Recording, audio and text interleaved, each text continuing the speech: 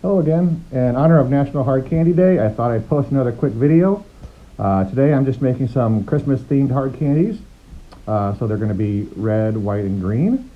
I use my standard recipe, 4 cups of sugar, 1 cup of water, 1 and 1/3 cups of corn syrup. Right now I'm just mixing in the colors and spreading it out a little bit so I can boil off any water that comes with the food coloring.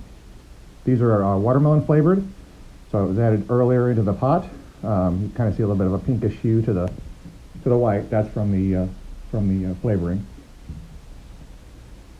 And now I'll take the cool parts and mix them into the puddle where the hot parts of the candy still exist. Try to get them all at the same temperature, same color, and mix the flavors.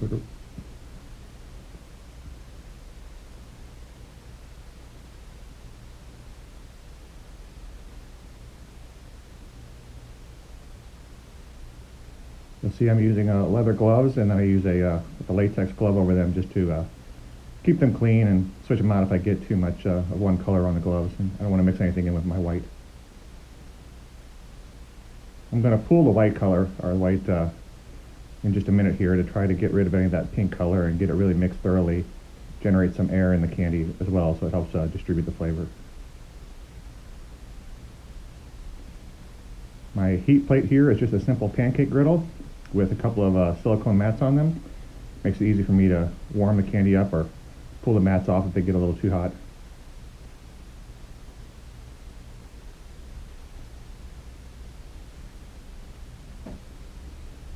All right, so let's take the white over and give it a good pull.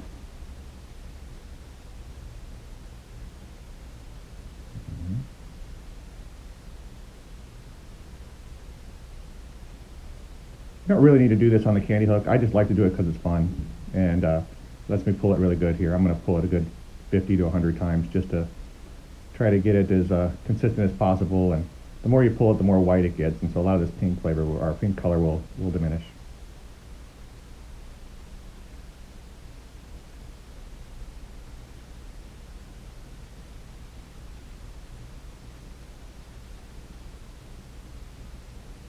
That's a Thomas Mills candy hook. It's about 100 years old as well. It's just fun. All right, now I'm going to try to make a design here out of the 3 colors. I didn't really have a plan here other than to make some colored stripes on a pillow type candy, which you'll see here in a few minutes. But so I'll start with the white cylinder, and then we'll put some stripes into it. I started with the green, and you'll see me just wet the back a little bit. That helps the candy stick together, especially if it's a little bit cold. In this case, this candy's still pretty darn warm, so probably doesn't really need it. With the red, I think I'll try to put in a few more stripes, so we'll thin it out a little bit and roll some more stripes into it.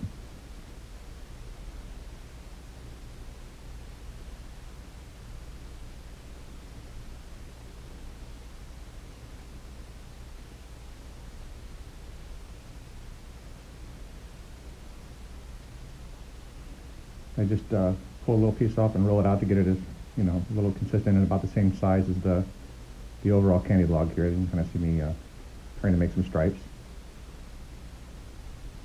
Obviously, it's a little bit easier to do on really big batches, but this works fine.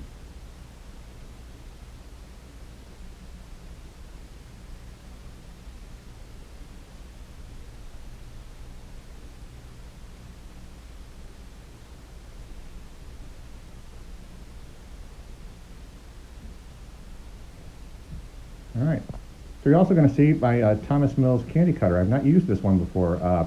It's an old candy cutter, again, from the Thomas Mills organization or company in the early 1900s.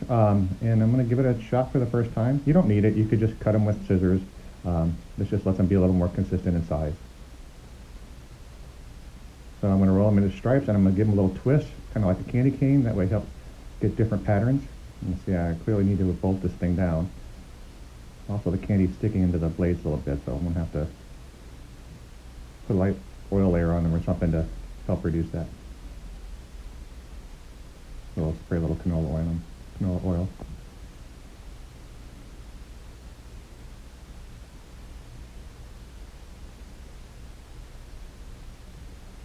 You could make these into candy canes or even ribbon candy, I suppose, if you wanted to, but I'm just making pillows today. You can make lollipops as well if you want to spin it. Yeah, definitely going to have to bolt that down.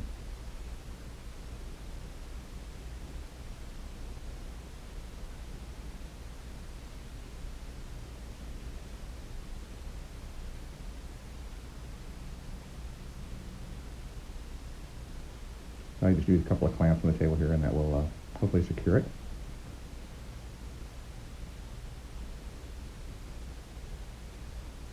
It seems to work pretty good.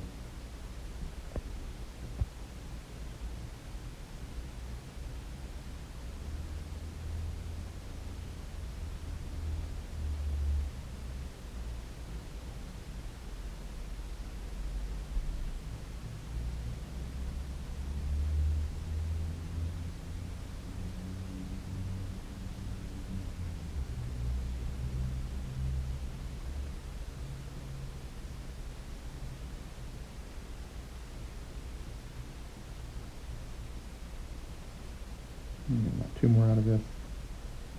And we'll finish cleaning them up.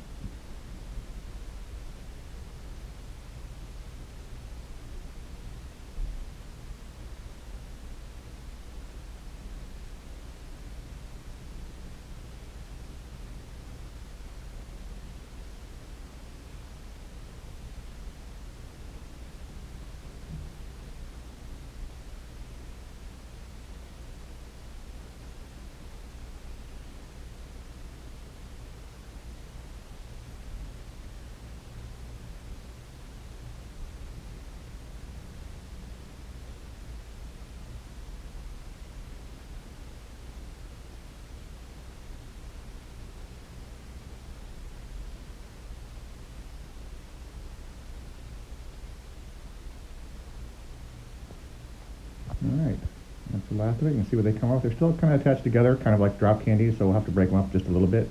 But that's not a big deal.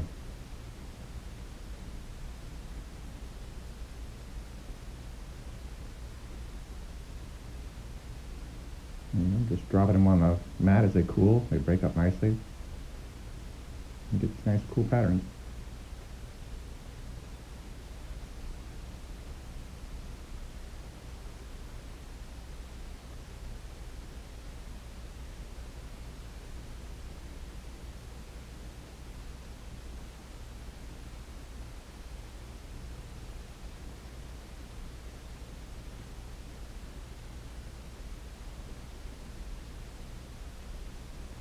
See me mix them around like that. That's just to get the sharp edges off. Sometimes when you cut them, some of the corners get a little sharp, but just rolling them around a little bit helps clean them up a little bit. I don't have a big, panner to spin them around in, but this works just fine.